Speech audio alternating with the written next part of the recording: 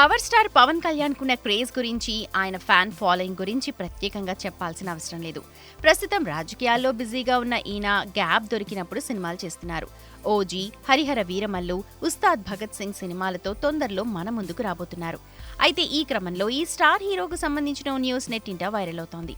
ఓ senior star హీరోకు Pawan Kalyan సినిమాలో chance వస్తే no చెప్పారన్న news ఇప్పుడంతటా hot topic అవుతోంది. అసలు విషయం ఏంటంటే, పవన్ కళ్యాణ్ సుస్వాగతం సినిమాలో పవన్ కు తండ్రిగా రఘువరన్ బదులు శోభన్ బాబు నటించాల్సిందట. నిజానికి ఆ పాత్ర కోసం ముందుగా శోభన్ బాబునే అనుకున్నారట మేకర్స్.